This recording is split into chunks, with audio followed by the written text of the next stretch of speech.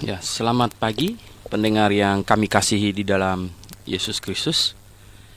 Mari hari ini kembali bersama dengan saya, Dr. Suhento Liao, dan istri Liu Lilin akan bersama-sama kita mempelajari firman Tuhan. Hari ini kita sampai di surat Roma pasal yang ke-6. Sebelum memulainya, mari kita berdoa sejenak. Bapa di sorga, tiap-tiap hari kami ingin hidup kami diisi dengan firman-Mu terlebih dahulu. Dan pimpinlah kami agar semua yang kami baca, kami renungkan, sungguh dapat kami fahami dan tertanam ke dalam hati kami. Berkat-Mu kami butuhkan Tuhan untuk melaksanakan juga apa yang kami telah fahami itu. Kami berdoa dalam nama Tuhan Yesus Kristus. Amin. Oke pendengar sekalian, mari Lin akan membacakan ayat 1 hingga ayat yang ke-14. Silakan. Jika demikian, apakah yang hendak kita katakan? Apakah kita bertekun dalam dosa supaya semakin bertambah kasih karunia itu? Sekali-sekali tidak. Bukankah kita telah mati bagi dosa? Bagaimanakah kita masih dapat hidup di dalamnya? Atau tidak tahukah kamu bahwa kita semua yang telah dibaptis dalam Kristus telah dibaptis dalam kematiannya? Dengan demikian kita telah dikuburkan bersama-sama dengan Dia oleh baptisan dalam kematian, supaya sama seperti Kristus telah dibangkitkan dari antara orang mati oleh kemuliaan Bapa, demikian juga kita akan hidup dalam hidup yang baru. Sebab jika kita telah menjadi satu dengan apa yang sama dengan kematiannya, kita juga akan menjadi satu dengan apa yang sama dengan kebangkitannya. Karena kita tahu bahwa manusia lama kita telah turut disalibkan supaya tubuh dosa kita hilang kuasanya, agar jangan kita menghambakan diri lagi kepada dosa. Sebab siapa yang telah mati, ia telah bebas dari dosa. Jadi jika kita telah mati dengan Kristus, kita percaya bahwa kita akan hidup juga dengan Dia. Karena kita tahu bahwa Kristus sesudah Ia bangkit dari antara orang mati, tidak mati lagi, maut tidak berkuasa lagi atas Dia. Sebab kematiannya adalah kematian terhadap dosa satu kali dan untuk selama-lamanya, dan kehidupannya adalah kehidupan bagi Allah. Demikianlah hendaknya kamu memandangnya, bahwa kamu telah mati bagi dosa, tetapi kamu hidup bagi Allah dalam Kristus Yesus.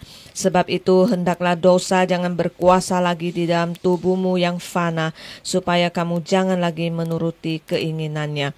Dan janganlah kamu menyerahkan anggota-anggota tubuhmu kepada dosa untuk dipakai sebagai senjata kelaliman, tetapi serahkanlah dirimu kepada Allah sebagai orang-orang yang dahulu mati, tetapi yang sekarang hidup, dan serahkanlah anggota-anggota tubuhmu kepada Allah untuk menjadi senjata-senjata kebenaran.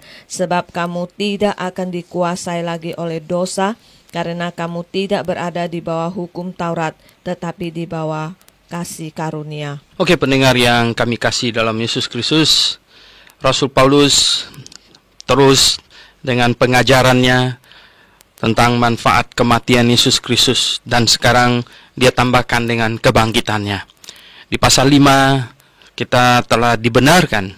Adam membawa kita ke dalam dosa, posisi sebagai orang berdosa, dan Kristus melepaskan kita dari posisi Adam yang berdosa itu.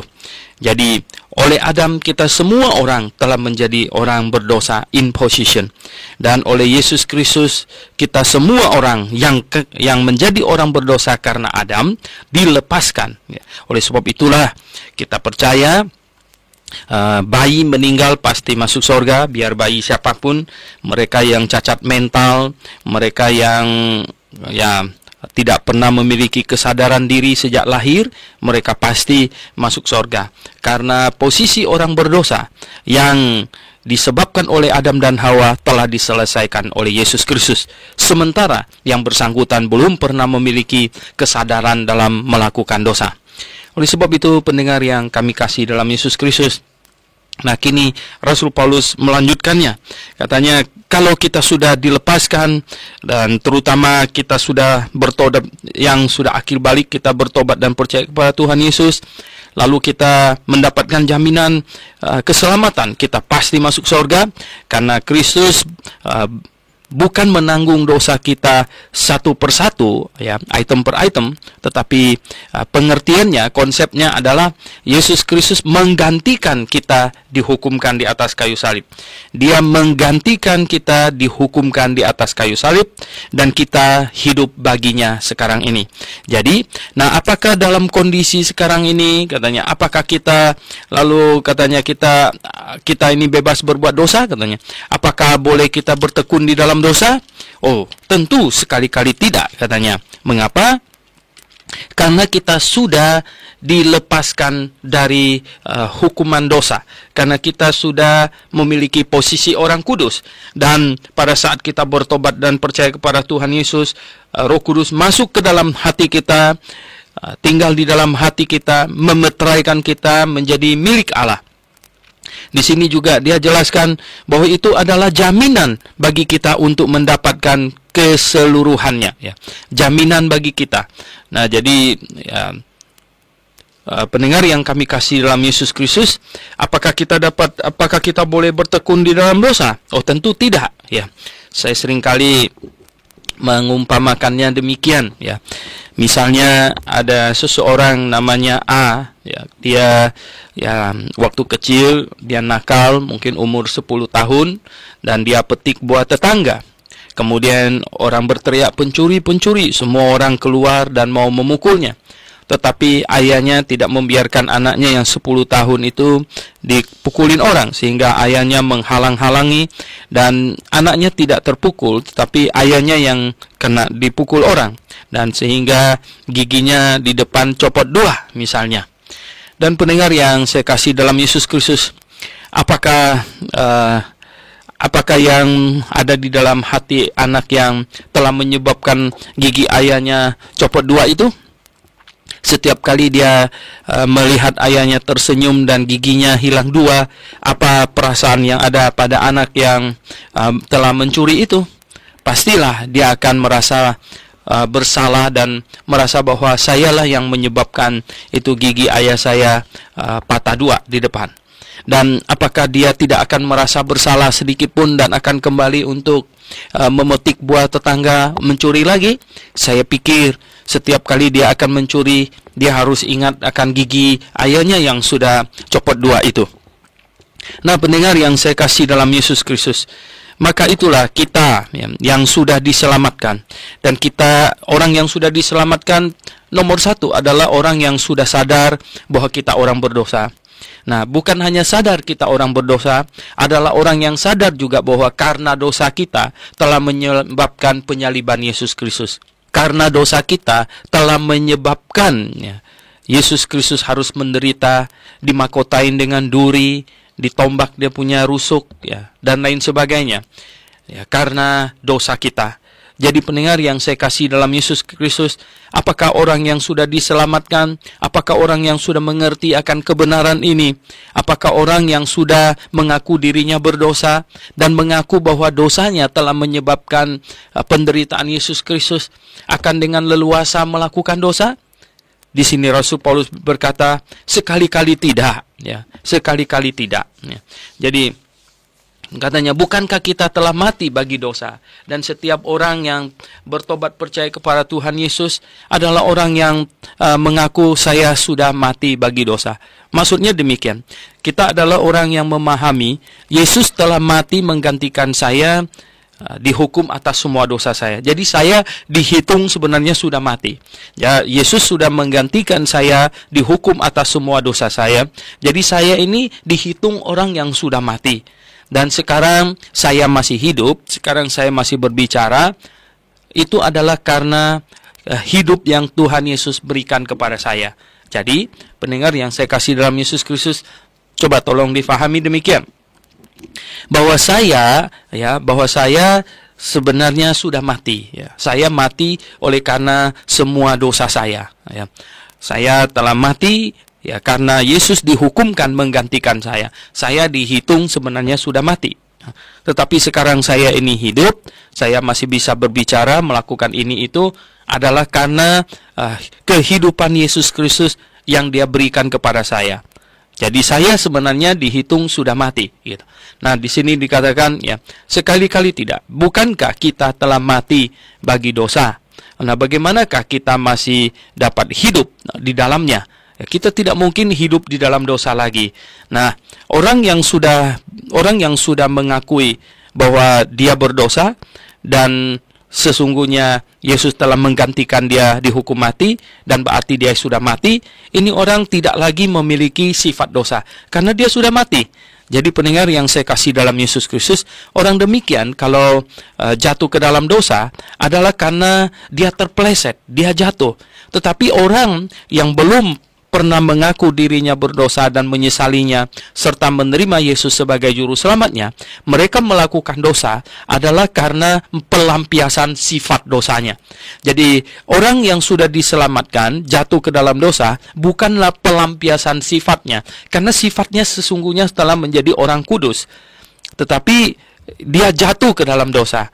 Namun orang yang belum diselamatkan, dia tetap adalah manusia berdosa, manusia lama dengan sifat dosa yang ada di dalamnya, sehingga ketika dia berdosa, itu adalah ekspresi dari nature-nya yang adalah orang berdosa. Ya, jadi yang dua-dua orang bisa jatuh ke dalam dosa, bisa berbuat dosa, ya. Yang satu adalah pelampiasan sifat dosanya, dan yang satu itu adalah karena keteledoran dia jatuh ke dalam dosa. Jadi pendengar yang saya kasih dalam Yesus Kristus, ya tentu yang melampiaskan sifatnya itu dia tidak merasa bersalah dan dia tidak merasa itu sesuatu yang buruk, ya. Tetapi yang jatuh ke dalam dosa itu pasti dia akan merasa sangat sedih karena dia jatuh, dan dia akan merasa sangat malu, ya, dan dia akan merasa bahwa dia telah bersalah kepada seseorang, ya, terutama kepada Sang Juru Selamat yang sudah menanggung semua dosanya itu. Nah, di ayat 3 dan 4 dikatakan, ini sebuah gambaran di sini. Dikatakan, atau tidak tahukah kamu, ya, bahwa kita semua yang telah dibaptis dalam Kristus telah dibaptis dalam kematiannya, katanya. Nah, di sini Rasul Paulus mengajarkan di dalam, sekalipun ini kalimat tanya, tetapi di dalamnya tersirat bahwa makna baptisan itu adalah sama dengan dibaptis dalam kematiannya. Makna baptisan itu artinya, ya, kita menggambarkan kematian Yesus Kristus. Banyak orang bertanya tentang masalah baptisan ini. Nah, apa itu baptisan sesungguhnya? Baptisan adalah gambaran Injil. Injil yang menyelamatkan kita. Nah, apa itu gambar Injil? Injil itu apa? Injil itu adalah kabar baik. Kabar baik apa? Kabar baik tentang kematian Yesus Kristus yang oleh karena dosa kita dikuburkan, kemudian dibangkitkan untuk pembenaran kita.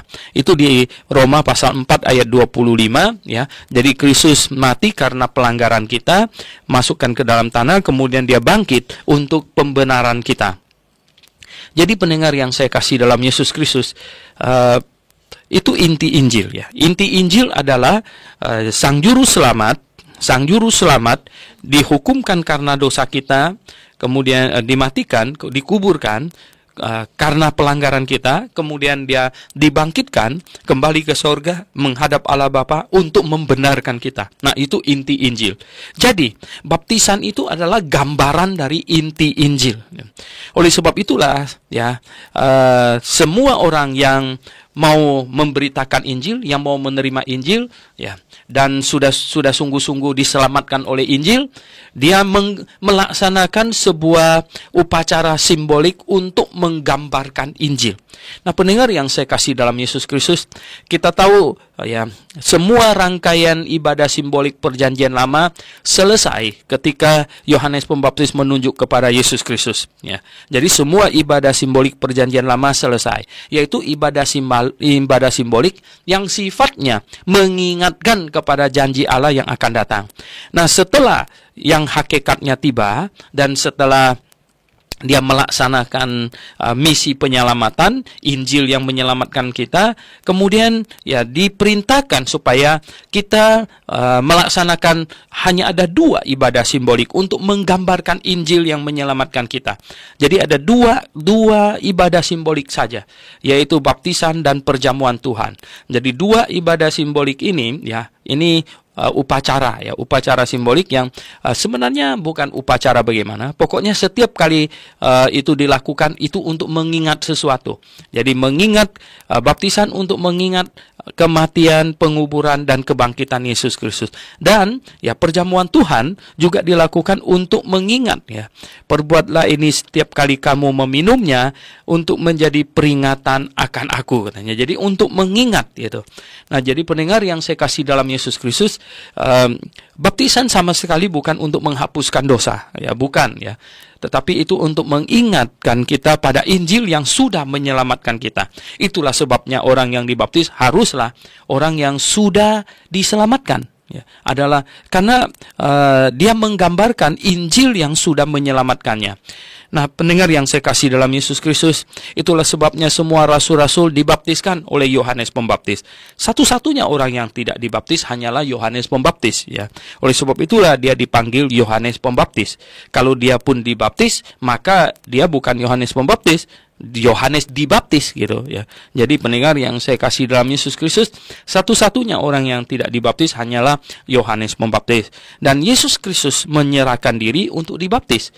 Nah, Yohanes pada waktu itu agak kagok sedikit ya ketika Tuhan Yesus minta dibaptis, sehingga Yohanes berkata, akulah yang perlu dibaptis olehmu dan engkau yang datang kepadaku. Karena Yohanes tahu dia siapa. Tetapi Yesus menjawab, katanya, biarlah hal ini terjadi, karena demikianlah sepatutnya kita menggenapkan seluruh kehendak Allah.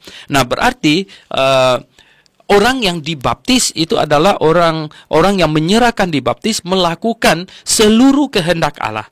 Melakukan seluruh kehendak Allah. Jadi Yesus Kristus dibaptis bukan untuk menghapuskan dosa, karena dia memang tidak ada dosa. Tetapi dia dibaptis untuk menggambarkan Injil yang akan dijalaninya. Ya, Injil yang akan dijalaninya. Jadi Injil itu apa? Injil itu adalah kematiannya, penguburannya, kebangkitannya, dan kembalinya ke sorga. Jadi itu Injil. Nah, Tuhan Yesus menyerahkan diri dibaptis untuk menggambarkan ya Injil yang akan dijalaninya. Jadi pendengar yang saya kasih dalam Yesus Kristus, ada gereja-gereja yang tidak melaksanakan baptisan sekarang. Mereka adalah hyperdispensationalism ya. Nah, mereka tidak menggenapkan seluruh kehendak Allah ya. Mereka tidak melaksanakan itu ya. Jadi harap mereka suka memikirkannya kembali, mempertimbangkannya kembali, dan mempunyai kerendahan hati untuk meralat sesuatu yang salah gitu. Ya, kita harus menjadi orang yang cinta kebenaran, yang berani meralat segala sesuatu yang kita pernah lakukan dengan salah gitu. Jadi pendengar yang saya kasih dalam Yesus Kristus, di sini dikatakan ya, dengan demikian katanya, dengan demikian kita telah dikuburkan bersama-sama dengan Dia oleh baptisan. Jadi oleh baptisan kita menggambarkan kita dikuburkan bersama-sama dengan Dia ya, dengan oleh baptisan dalam kematiannya, supaya kita ditarik keluar dari air sama seperti Kristus telah dibangkitkan dari antara orang mati oleh kemuliaan Bapa. Demikian juga kita akan hidup dan dalam hidup yang baru. Nah, jadi baptisan itu adalah gambaran kita telah mati bersama Kristus, disalibkan karena kita orang berdosa, dan kemudian kita akan bangkit kembali sebagaimana Dia bangkit oleh kemuliaan Bapa, dan akan hidup dalam hidup yang baru. Jadi hidup yang baru itu adalah sebuah acara atau upacara gambaran. Jadi pendengar yang saya kasih dalam Yesus Kristus, kita lihat di sini dikatakan ayat yang kelima, sebab jika kita telah menjadi satu dengan apa yang sama dengan kematiannya, kita juga akan menjadi satu dengan apa yang sama dengan kebangkitannya. Jadi kita menyatukan diri dengan kematiannya. Kita melihat diri kita sudah mati, ya, tersalib di atas kayu salib. Maka kita pun akan menjadi satu pula dengan kebangkitannya, ya. untuk ini ya, kemenangannya. Kita bersatu dengan kematiannya, kita akan bersatu dengan kebangkitannya. Nah, bisakah Anda melihat bahwa Anda sudah mati? Nah, kalau Anda tidak melihat dirimu sudah mati, engkau tidak mungkin bisa bangkit bersama Kristus. Karena jika Anda tidak mati, Anda tidak perlu bangkit gitu.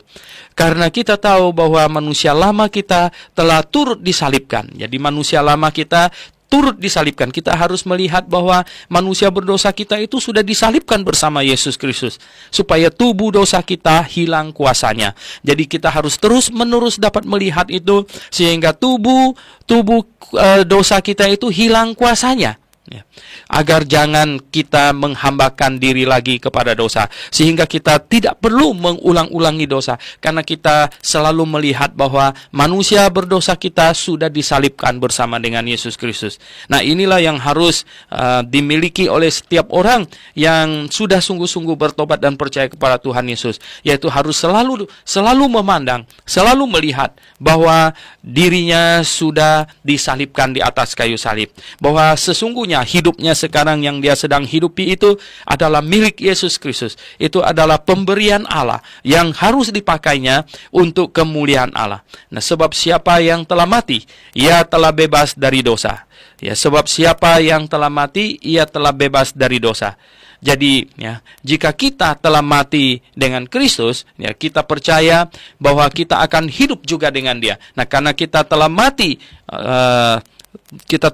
ya kita bebas dari dosa. Anda kalau tiap-tiap hari melihat bahwa dirimu sebenarnya sudah mati bersama Kristus, maka engkau akan bisa menempuh hidup yang lebih kudus dari kemarin, ya, dan besok akan lebih kudus lagi, karena kita melihat diri kita sudah mati, ya. Jadi kita telah mati, ya, dengan Kristus. Kita percaya bahwa kita akan hidup juga dengan Dia. Karena kita tahu bahwa Kristus sesudah Ia bangkit dari antara orang mati, tidak mati lagi, ya. Maut tidak berkuasa lagi atas Dia. Jadi Yesus Kristus hanya mati satu kali saja. Mati satu kali, ya. Mati satu kali untuk seluruh dosa, ya. Sebab kematiannya adalah kematian terhadap dosa satu kali dan untuk selama-lamanya, dan kehidupannya adalah kehidupan bagi Allah. Jadi pendengar yang saya kasih dalam Yesus Kristus, Yesus mati satu kali, ya, untuk semua dosa, untuk dosa dari Adam dan Hawa sampai dosa manusia yang terakhir. Nah, ini yang harus dicamkan, ya. Yang Calvinis tidak terima, ya.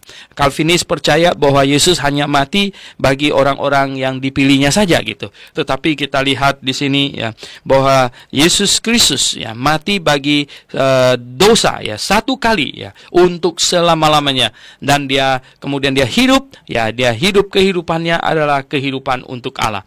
Nah, demikianlah hendaknya kamu memandangnya. Kita pun harus memandang begini, bahwa kita sudah mati, ya, terhadap dosa, bahwa kita telah mati bagi dosa, tetapi kemudian kita hidup bagi Allah dalam Kristus Yesus. Jadi pendengar yang saya kasih dalam Yesus Kristus, sungguh ini hal yang indah. Jadi tiap-tiap orang percaya harus dapat membangun hidup yang kudus. Melalui apa? Melalui tiap-tiap hari bersyukur kepada Tuhan, karena Tuhan sudah mau rela menanggung semua dosa kita, dan dapat melihat bahwa sebenarnya kita sudah mati, kita sudah disalibkan di atas kayu salib. Sebenarnya kita ini sudah mati terhadap dosa, dan sekarang kita masih hidup adalah karena kita hidup bagi Allah. Yesus yang memberikan kita hidup itu.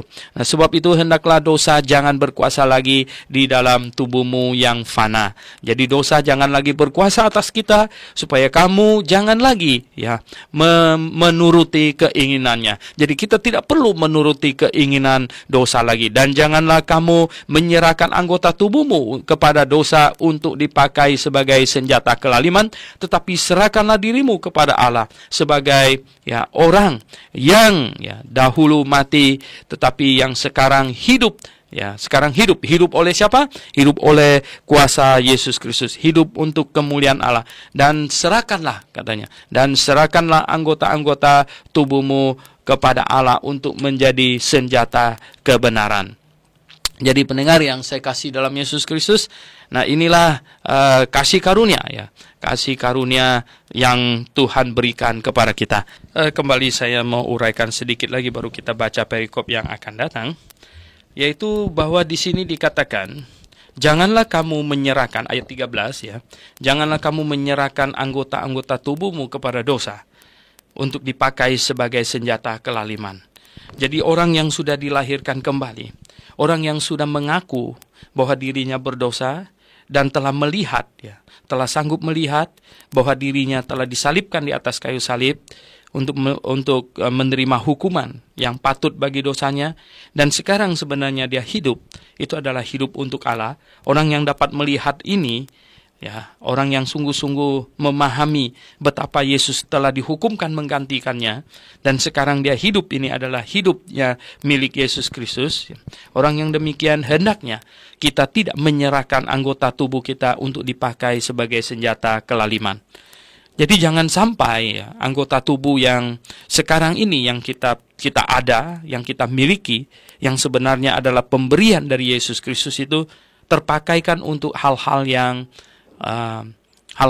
buruk ya, hal-hal yang bersifat dosa, hal-hal yang memalukan ya. Terutama gitu. Jangan sampai dipakai untuk hal-hal yang bersifat amoral ya. Jadi jagalah dirimu tetap kudus ya.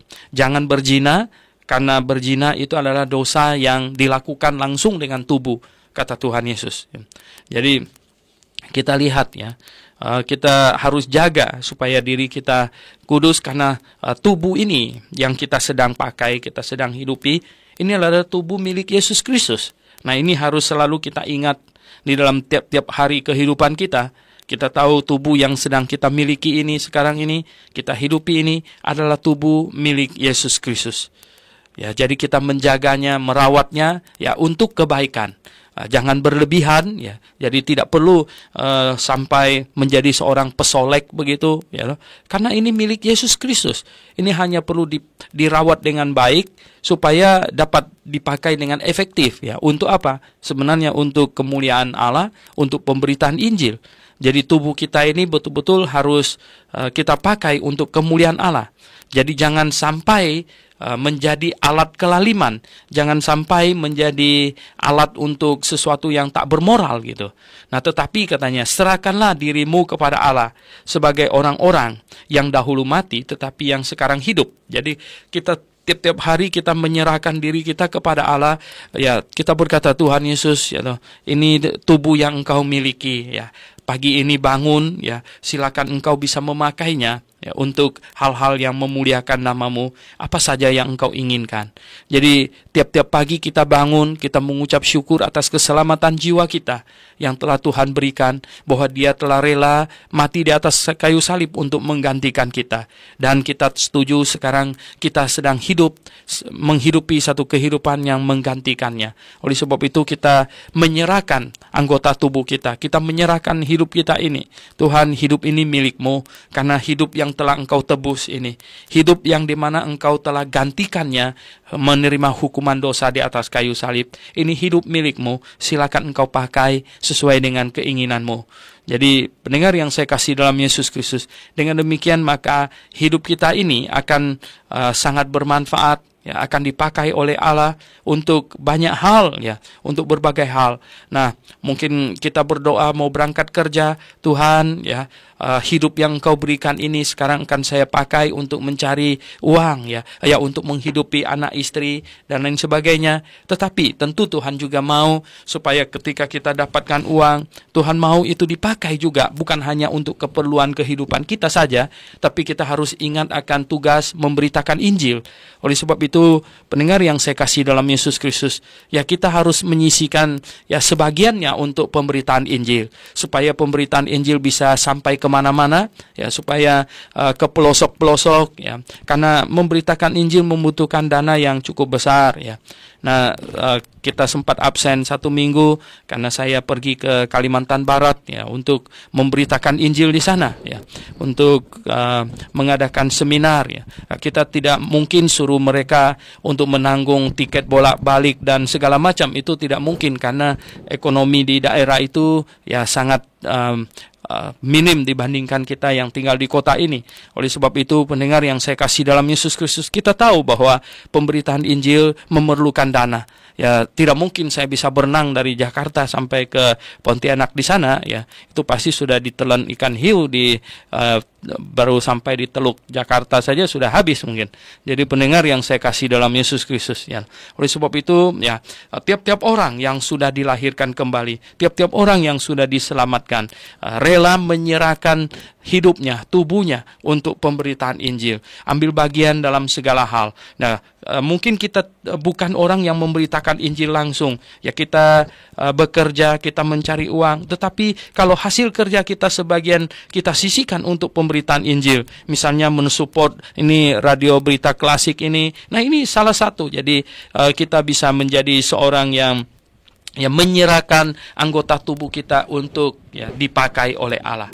Oke, pendengar yang saya kasih dalam Yesus Kristus, di sini katanya, serahkanlah anggota-anggota tubuhmu kepada Allah untuk menjadi senjata-senjata kebenaran, menjadi senjata kebenaran.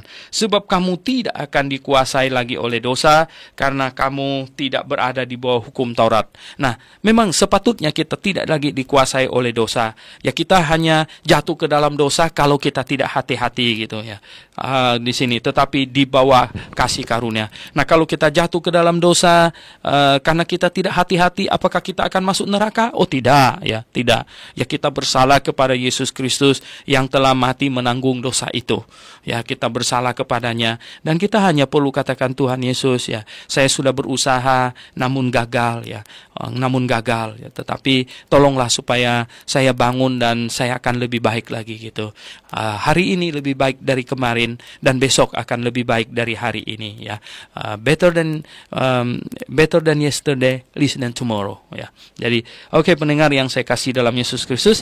Nah, sekarang Lilin akan membaca lagi dari ayat 15 sampai dengan ayat yang ke-23. Silakan. Jadi bagaimana? Apakah kita akan berbuat dosa karena kita tidak berada di bawah hukum Taurat, tetapi di bawah kasih karunia? Sekali-sekali tidak.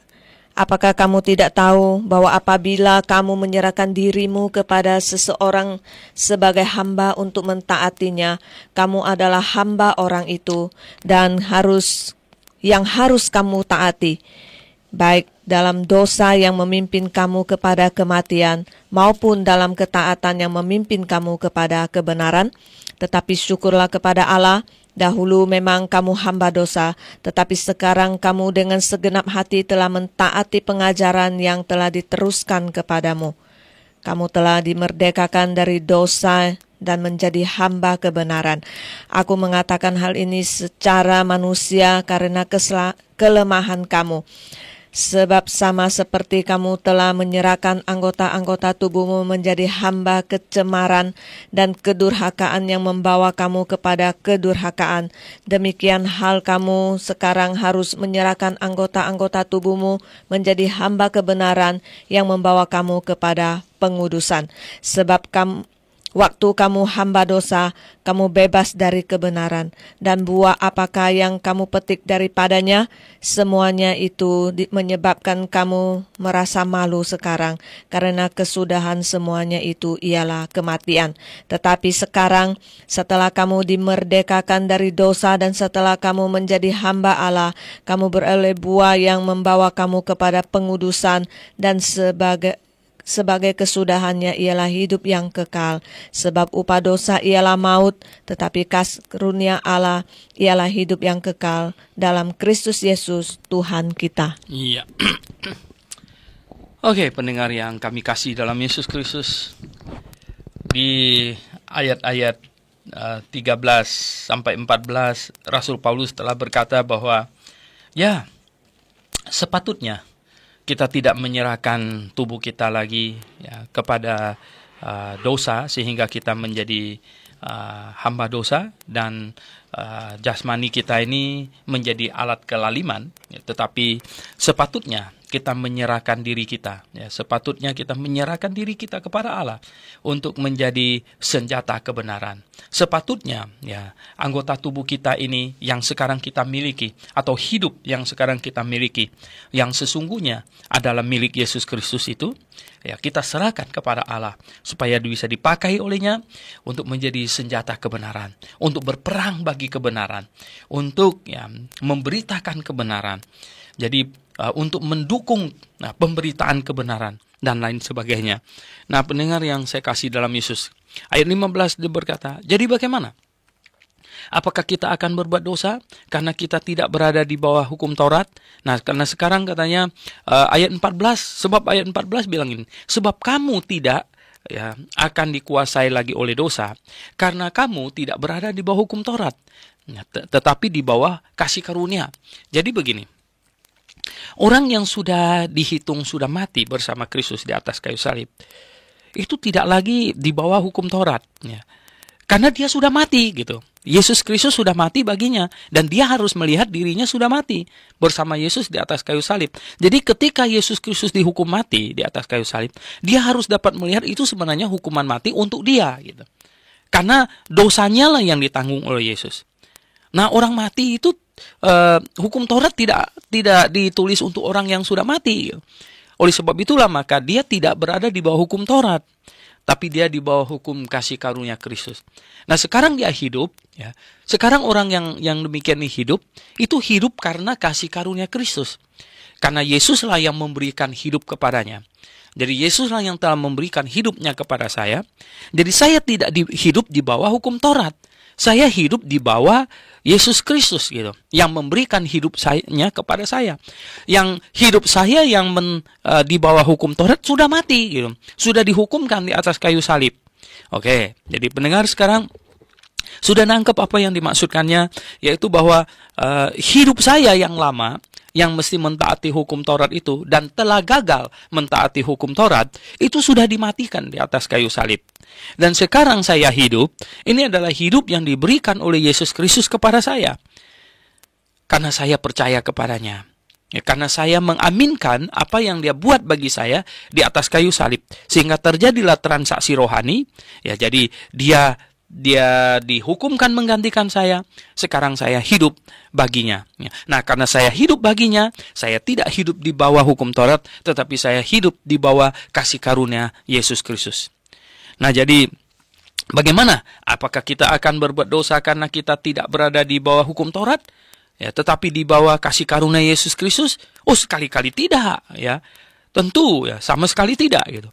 Nah, apakah kamu tidak tahu bahwa apabila kamu menyerahkan dirimu kepada seseorang sebagai hamba untuk mentaatinya, kamu adalah hamba orang itu yang harus mentaati, baik dalam dosa yang memimpin kamu kepada kematian, maupun dalam ketaatan yang memimpin kamu kepada kebenaran. Jadi begini. Nah, ketika kita menyerahkan diri kepada dosa, kita taat kepadanya.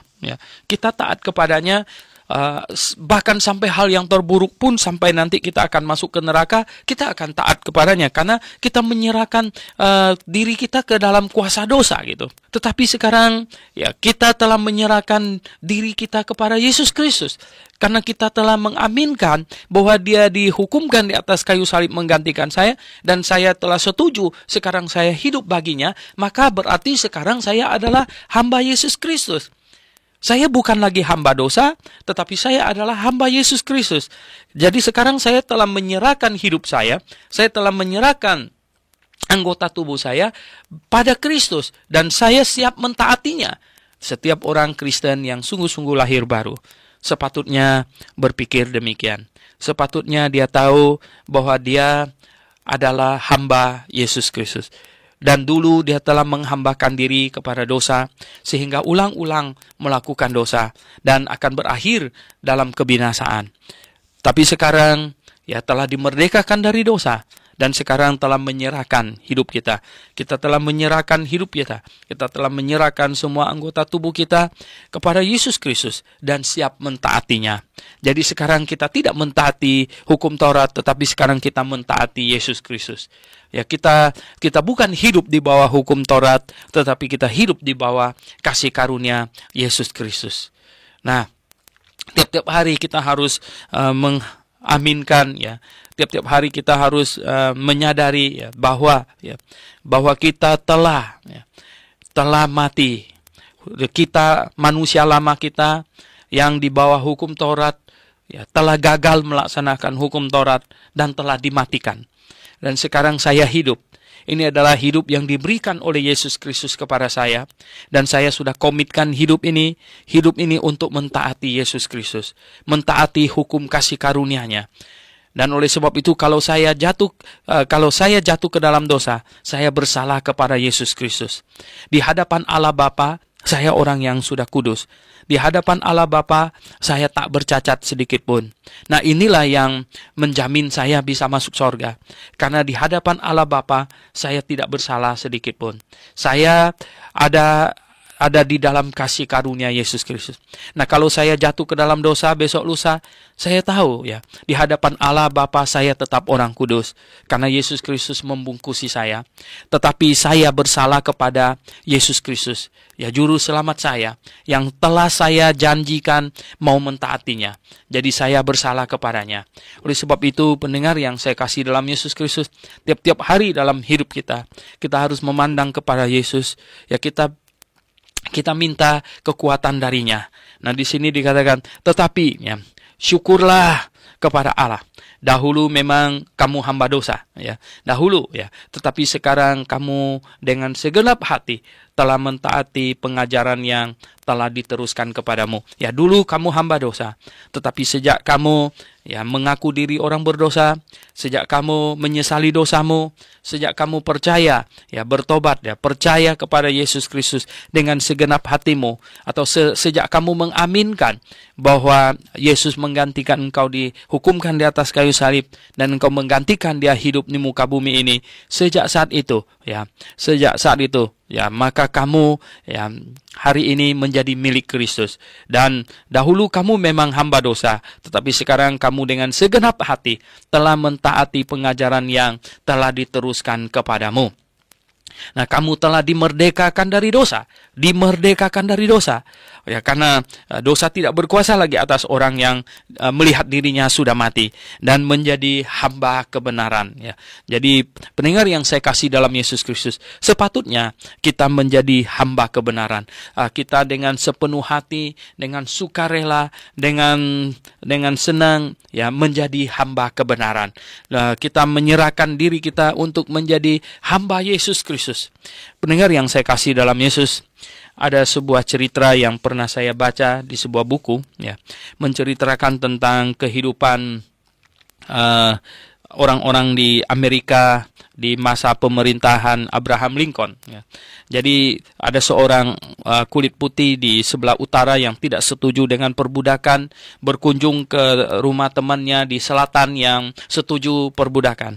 Nah, ketika orang Amerika Utara ini sampai di rumah temannya di selatan, dia melihat dia mempunyai seorang budak yang dirantai, yang bekerja. Dan dia berkata kepada temannya, "Mengapa kamu melakukan ini? Sebagai orang Kristen kamu harus malu melakukan ini," dan lain sebagainya. Akhirnya terjadilah adu argumentasi. Teman yang selatan itu sebenarnya kalah argumentasi dan berkata, "Ya, saya sudah belinya dengan sekian harga dan setidak-tidaknya dia mesti kerja sampai saya balik modal gitu baru bisa saya lepaskan."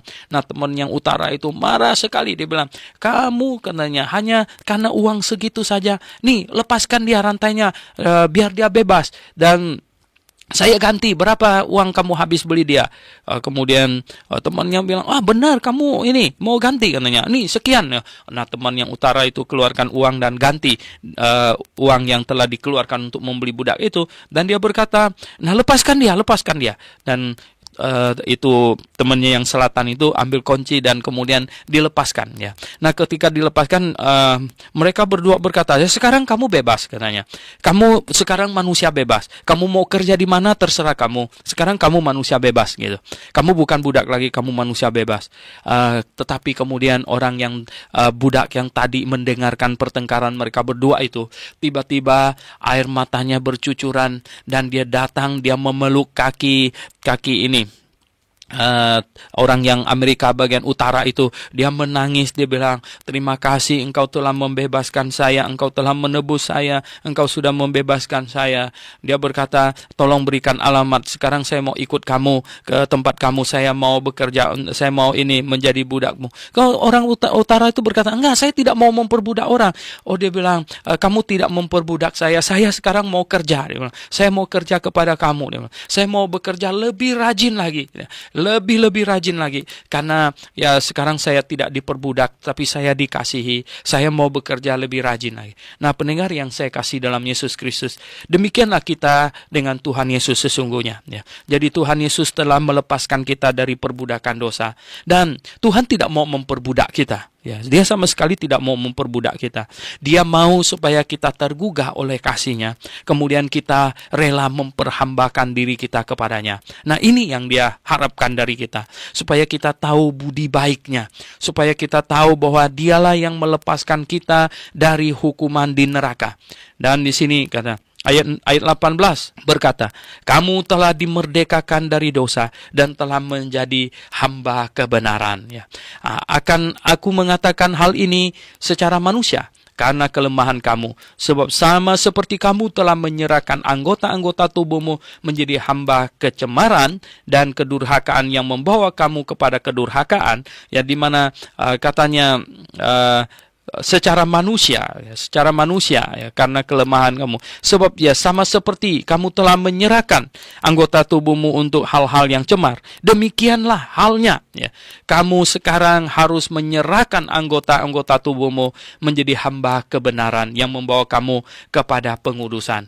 Jadi sekarang tetap di dalam diri manusia ada kehendak bebas. Kita lihat di sini ya, surat Roma ini sangat bertentangan dengan pengajaran Calvinis yang tidak mengajarkan manusia memiliki kehendak bebas. Ya, Tuhan menghargai kehendak bebas kita. Rasul Paulus bilang, ya, karena kita telah dulu menyerahkan hidup kita untuk kecemaran dan kedurhakaan. Sekarang demikianlah halnya sekarang. Kita harus menyerahkan anggota tubuh kita. Dan inisiatif dari kita, kemauan dari dalam hati kita, menyerahkan anggota tubuh kita menjadi hamba kebenaran yang membawa kamu kepada pengudusan. Jadi kita, baiklah tiap-tiap diri kita yang sudah diselamatkan dengan kerelaan dari diri kita sendiri yang rela menyerahkan diri kita untuk dipakai sebagai alat kebenaran. Ya, anggota tubuh kita menjadi hamba kebenaran yang membawa kepada pengudusan. Ya, sebab waktu kamu hamba dosa, kamu bebas dari kebenaran. Dan buah apakah yang kamu petik daripadanya? Nah, kalau waktu kita ini hamba dosa, ya, kita di luar kebenaran, ya. Waktu kita jadi hamba dosa. Dan buah apa yang kita petik katanya? Ya buah apa yang kita petik ya? Yaitu hal-hal yang cemar, hal-hal yang memalukan, ya, kesalahan-kesalahan yang perlu kita sesali, ya. Dan mungkin ya jalan hidup yang ya boleh dikatakan sudah kita sia-siakan sebagian dari hidup kita, ya. Ada orang yang bertobat setelah dia dulu pernah menjadi pemabuk dan dia sudah menghancurkan hidupnya. Ya, apa yang dia dapatkan sekarang, ya toh? Dia sudah menghabiskan lebih dari separuh hidupnya untuk hal-hal yang cemar, hal-hal yang ya bukan lagi tidak patut dikenang, bahkan malu mengingatnya, ya. Semua itu menyebabkan kamu katanya ya merasa malu sekarang, ya. Karena kesudahan semuanya itu ialah kematian, ya. Nah, pendengar yang saya kasih dalam Yesus Kristus, ya, kita pernah hidup di dalam demikian mungkin, ya, ada di antara pendengar, ya. Jadi menjalani hidup, mengisi waktu masa lalunya bahkan ya oleh hal-hal yang memalukan, ya, merasa malu sekarang ini katanya. Dan itu semuanya itu akan berakhir dalam kematian, ya. Tetapi sekarang, ya, setelah kamu dimerdekakan, namun jikalau hari ini Anda mendengarkan firman Tuhan dan pendengar sekalian, ya, jikalau Anda dengan rendah hati mengaku saya orang berdosa dan menyesali dosa itu dan berkata kepada Yesus Kristus, Engkaulah juru selamatku, terima kasih Engkau dihukumkan menggantikan saya di atas kayu salib, dan kini saya dengan sukarela, dengan keinginan saya menghambakan diri saya kepadamu. Dan mulai saat ini, ya, mulai sekarang, ya, kamu dimerdekakan dari dosa dan kamu menjadi hamba Allah, ya. Kamu menjadi hamba kebenaran. Serahkan dirimu untuk menjadi hamba kebenaran, ya. Kamu beroleh buah yang membawa kamu kepada pengudusan. Nah, kamu akan mendapatkan buah yang menghantar kamu kepada kekudusan. Bagaimanakah kita di hadapan Allah Bapa? Nah, ketika kita terima Tuhan Yesus sebagai Tuhan dan Juru Selamat, in position kita menjadi orang kudus. Tadinya di bawah Adam kita in position kita adalah orang berdosa. Sekarang di bawah Yesus Kristus in position kita adalah orang kudus, ya.